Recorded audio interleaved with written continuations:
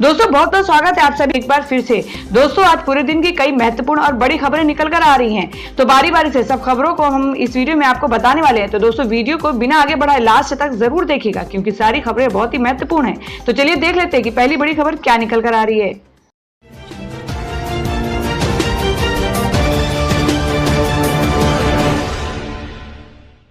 तो दोस्तों आज की जो पहली बड़ी खबर निकल कर आ रही है, आपको बता दें कि सोमवार को लॉकडाउन को लेकर मुख्यमंत्रियों से चर्चा करेंगे पीएम नरेंद्र मोदी।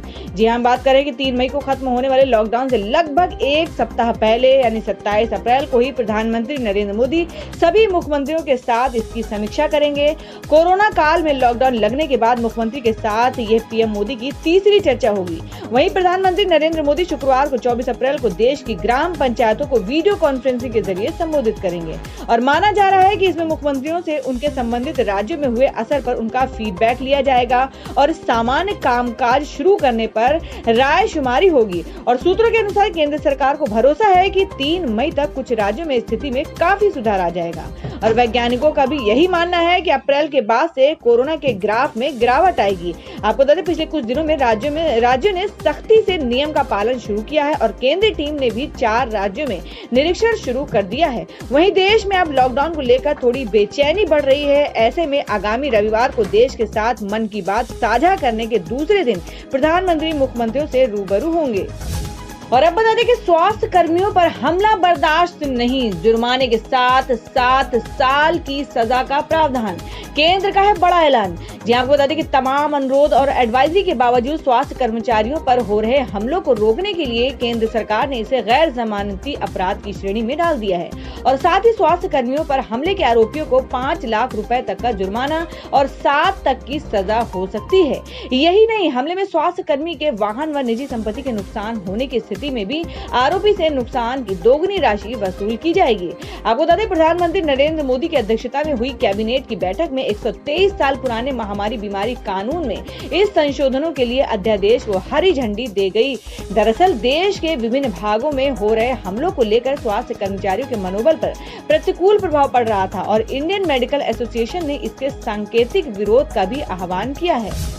और अब अगली बड़ी खबर में आपको बता दें कि देश में 20,500 के करीब पहुंचा संक्रमितों का आंकड़ा और जान जाने वाले भी 650 से ज्यादा गई। आपको बता दें इन राज्यों में क्या है हाल कि देश में कोरोना वायरस से संक्रमित लोगों की संख्या 20,500 के करीब पहुंच गई है और इसके साथ ही भारत सबसे ज्यादा यानी कोविड-19 मरीजों वाला दुनिया का 17वां देश बन गया है और जान जाने वालों की तादाद भी 650 को पार कर गई है। महाराष्ट्र में आज भी सबसे ज्यादा नए मामले सामने मिले हैं। एक दिन में 500 से ज्यादा लोग ठीक भी हुए हैं। हालांकि केंद्रीय स्वास्थ्य मंत्रालय के आंकड़ों के मुताबिक पिछले 24 घंटे में करीब 1500 नए मामले सामने आए हैं और 49 लोगों की जान गई हुई है और कुल संक्रमित 20,471 और जान जाने वालों की संख्या 652 हो गई है और 3,959 लोग स्वस्थ भी हुए हैं, जो कुल मामलों का 19% से ज्यादा है। और राज्य सरकार और केंद्रीय स्वास्थ्य मंत्रालय के आंकड़ों में अंतर पर अधिकारियों का कहना है कि राज्यों से सूचनाएं मिलने में देरी होती है और प्राप्त जानकारियों को संकलित करने में भी समय लगता है, इसलिए ये अंतर होता है। इसके अलावा कई एजेंसियां सीधे राज्य सरकारों से भी आंकड़े हासिल करती हैं। राज्य सरकारों से मिली सूचनाओं के मुताबिक इस महामारी से देश में अब तक की 658 लोगों की जान गई है, जिसमें बुधवार को हुई महाराष्ट्र में 18, गुजरात में 13, आंध्र प्रदेश में 2 और राजस्थान व दिल्ली में 1-1 की जान गई है। और पूरे देश में 1086 नए मामले सामने आए हैं और संक्रमितों का आंकड़ा 20,954 पर पहुंच गया है। अब तक की 3,871 लोग पूरी तरह से स्वस्थ भी हुए हैं। तो दोस्तों आप लोगों को क्या लगता है कि सरकार को ऐसा और कौन सा कदम उठाना चाहिए जिससे कि इसका कोरोना वायरस का संक्रमण कम हो सके? आप अपना सुझाव कमेंट बॉक्स में जरूर दें। बढ़ते हैं अगली बड़ी खबर की ओर। और अब अगली बड़ी खबर में आपको बता दें कि एमपी में सिंधिया समर्थकों का कमलनाथ पर पलटवार, कहा कांग्रेस का अहंकार बढ़ा तो सिखाया सबक। जी हम बात करें कि मध्य प्रदेश के पूर्व मुख्यमंत्री कमलनाथ को पूर्व केंद्रीय मंत्री ज्योतिरादित्य सिंधिया पर हर पल अखरते हैं। वजह सभी जानते हैं कि उन्होंने कमलनाथ की 15 माह पुरानी सरकार गिराकर शिवराज सिंह चौहान की चौथी बार ताजपोशी करा दी थी। शिवराज सरकार के नैनो मंत्रिमंडल में 40% सिंधिया समर्थकों को मौका मिला, तो भी कमलनाथ तंज कसने से नहीं चूके। आपको बता दें कमलनाथ ने कहा कि मंत्रिमंडल गठन में मजबूर, महाराज और शक्ति विहीन शिवराज की झलक दिखाई पड़ रही है। है। फिर सिंधिया समर्थकों ने पलटवार शुरू कर दिया। इसके साथ ही सिंधिया परिवार के 3 पीढ़ियों की सियासत ताजा हो गई है। आपको बता दें, सिंधिया समर्थक ये याद दिलाने में लगे कि जब जब कांग्रेस का अहंकार बढ़ा तो सिंधिया परिवार ने सबक सिखाया। ज्योतिरादित्य के अलावा माधवराव सिंधिया और राजमाता विजया राजे और उदाहरण मौजूद हैं। कमलनाथ के तंज पर सिंधिया समर्थक प्रदेश कांग्रेस के पूर्व प्रवक्ता पंकज चतुर्वेदी ने कहा है कि उनकी पीड़ा स्वाभाविक है क्योंकि उनके पैरों के नीचे से जमीन खिसक चुकी है। सिंधिया तो पहले भी मजबूत थे और आज भी मजबूत है। और अब बता दें कि कई पत्रकारों के कोरोना संक्रमित होने पर सूचना प्रसारण मंत्रालय ने जारी की एडवाइजरी। जी हम बात करें कि कई पत्रकारों और मीडिया कर्मियों के कोरोना से संक्रमित होने के मामले सामने आने पर सूचना एवं प्रसारण मंत्रालय ने बुधवार को प्रिंट मीडिया और इलेक्ट्रॉनिक मीडिया के लिए एक एडवाइजरी जारी की है। इसमें कोविड-19 से जुड़ी खबरों के कवरेज करने वाले सभी पत्रकारों से सावधानियां बरतने की अपील की गई है। और इस एडवाइजरी में मीडिया संस्थानों के प्रबंधन से भी अपील की गई है कि वे अपने फील्ड और ऑफिस स्टाफ का ध्यान रखें। मंत्रालय की ओर से जारी दिशा निर्देशों में कहा गया है कि सरकार को पता चला है कि हाल ही में कई मीडिया कर्मी भी कोरोना से संक्रमित हो गए हैं। देश के कई हिस्सों में कवरेज के दौरान वे इस महामारी की चपेट में आ गए हैं और यह स्पष्ट है कि इन आपात परिस्थितियों में भी रिपोर्टर, कैमरामैन और फोटोग्राफर देश के विभिन्न स्थानों पर नियमित रूप से खबरों का प्रकाशन और प्रसारण करने में जुटे हुए हैं। इसके लिए वे यात्राएं कर रहे हैं और संक्रमित इलाकों में भी जा रहे हैं। तो दोस्तों, खबरों में आगे बढ़ने से पहले जान लेते हैं आज के माइंड क्विज के सवाल को। आज का सवाल है, आपको बताना है कि तमिलनाडु की राजधानी कहाँ है। इसका जवाब आपको वीडियो के नीचे कमेंट बॉक्स में देना है और सही जवाब देने वाले को रैंडमली सिलेक्ट किया जाएगा और वो जीत सकते हैं एक बम्पर पुरस्कार। बढ़ते अगली खबर की ओर। और अब अगली खबर में आपको बता दें कि नितिन गडकरी ने उद्धव ठाकरे के प्रवासी मजदूरों के लिए विशेष ट्रेन चलाने के प्रस्ताव पर खड़े किए सवाल। जी हम बात कर रहे हैं कि केंद्रीय सड़क परिवहन मंत्री नितिन गडकरी ने कहा है कि वे मुख्यमंत्री उद्धव ठाकरे की सलाह का सम्मान करते हैं, लेकिन मुंबई में रह रहे प्रवासियों के लिए अभी विशेष ट्रेनों की व्यवस्था करना संभव नहीं है। महाराष्ट्र के मुख्यमंत्री उद्धव ठाकरे ने मंगलवार को राज्य में कोरोना संकट की समीक्षा को आई केंद्रीय टीम के जरिए केंद्र सरकार से मुंबई में रह रहे प्रवासियों के लिए विशेष ट्रेनें चलाने की मांग की थी। और इस पर प्रतिक्रिया व्यक्त करते हुए बुधवार को गडकरी ने ये सवाल किया है कि प्रवासियों के लिए ट्रेन की व्यवस्था की गई तो यात्रियों को कोरोना संक्रमण ना हो, ऐसा संभव है क्या? इसकी गारंटी आप लेंगे क्या? स्टेशनों पर प्रवासी शारीरिक दूरी का पालन करेंगे क्या? आपको बता दें कि गडकरी ने पिछले सप्ताह मुंबई में जमा हुए प्रवासियों की भीड़ की ओर इशारा करते हुए कहा कि बांद्रा स्टेशन पर क्या हुआ ये सभी जानते हैं। ट्रेन चलाने की स्थिति में दिल्ली के हजरत निजामुद्दीन मरकज की तरह कोरोना संक्रमण बढ़ा तो जिम्मेदार कौन होगा? इसलिए आज की परिस्थितियों में विशेष ट्रेनें चलाना संभव नहीं है। भविष्य में इसका निर्णय जरूर लिया जा सकता है। बता दें कि मुख्यमंत्री उद्धव ठाकरे एवं उनके पुत्र आदित्य ठाकरे इस पक्ष में रहे हैं कि प्रवासियों के लिए विशेष ट्रेनों की व्यवस्था करके उन्हें उनके घर भेजा जाना चाहिए, क्योंकि मुंबई में खाने रहने की व्यवस्था के बावजूद वे अपने घर ही जाना चाहते हैं। पिछले सप्ताह बांद्रा स्टेशन पर प्रवासियों की भीड़ जुटने के दौरान भी राज्य के कैबिनेट मंत्री आदित्य ठाकरे ने कई ट्वीट करके यही बात कही थी। और अब बता दें कि मायावती की मांग कि कोटा में फंसे छात्रों की तरह प्रवासी मजदूरों को भी घर पहुंचाया जाए। यहाँ पे बता दें कि बहुजन समाजवादी पार्टी की मुखिया व यूपी की पूर्व मुख्यमंत्री मायावती ने लॉकडाउन के दौरान विभिन्न राज्यों में फंसे प्रवासी मजदूरों व गरीब लोगों के प्रति चिंता व्यक्त करते हुए केंद्र सरकार से उनके घरों तक पहुंचाने की व्यवस्था कराने की मांग की है। उन्होंने बुधवार को ट्वीट कर कहा कि लाखों गरीब व मजदूर बेरोजगारी और भुखमरी की मार झेल रहे हैं और अपने घर वापस लौटना चाह रहे हैं। मायावती ने कहा कि जिस प्रकार से कोटा में फंसे छात्रों को उनके घरों तक पहुंचाया गया, उसी प्रकार से इन प्रवासी गरीबों को भी पहुंचाया जाए।